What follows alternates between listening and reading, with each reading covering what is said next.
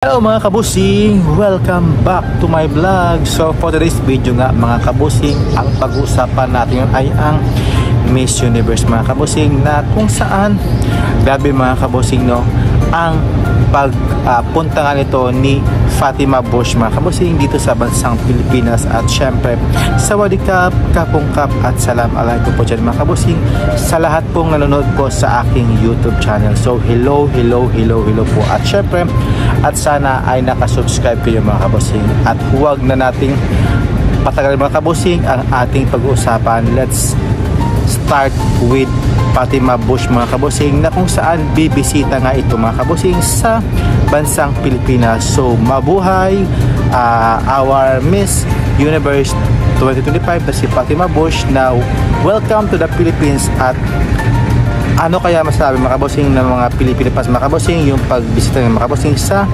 Pilipinas this month nga mga kabusing, or baka next month nga mga kabusing. So ano kaya ang masasabi ng mga Filipino fans, kung i-welcome ba siya, or I don't know kung idididma ito ng mga Filipino fans mga kabusing yung pagdating nga ni Fatima Bush sa bansang Pilipinas. So comments down below mga kabusing. At syempre ang pagdating nga din ni Miss Cote d'Ivoire na si Olivia Yes mga kabusing sa kanyang homecoming nga. So dinagsa talaga itong si Olivia Yes nga mga kabusing sa kanyang arrivals nga mga kabusing, yung pag-uwi niya, syempre pag homecoming nga mga kabusing. So meron isang clips mga kabusing na in-interview siya na about sa kanyang interview, na sobra talagang napawaw yung mga fans niya mga kabusing sa kanyang bansa. Ayan.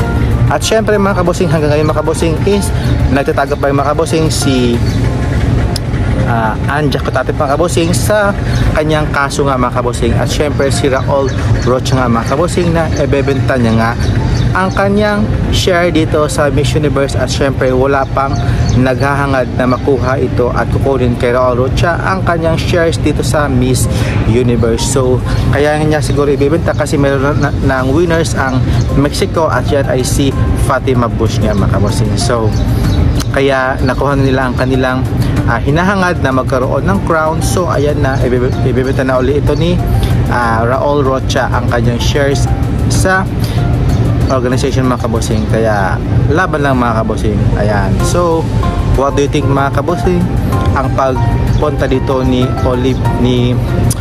Fatima Bush dito sa Pilipinas? So dami kayang magsasalubong sa kanya, or idididma siya ng mga Pilipino fans mga kabusing dito sa kanyang welcome sa Pilipinas nga? At syempre yung pag homecoming nga ito ni Olivia Yes mga kabusing, grabe daming tao ang nagpumunta mga kabusing, at dinagsa talaga itong si Olivia Yes nga sa airport pa lang mga kabusing. At syempre yung kaso nga ito ni Anja Cotate mga kabusing, so matutuloy kayo ito kasi panay siya ng tago mga kabusing no, sa likod ng kanyang maskara. Yun nga. So doon siya sa Mexico nagtatago mga kabusing. At syempre yung kay Raul Rocha nga mga kabusing, sino kaya ang bibili ng kanyang share dito mga kabusing sa Miss Universe? Please comments down below mga kabusing, at please subscribe my YouTube channel. At syempre huwag kalimutang mag-subscribe mga kabusing. At thank you for watching, at maraming salamat po, and have a nice day. God bless and kapong kap. Bye bye.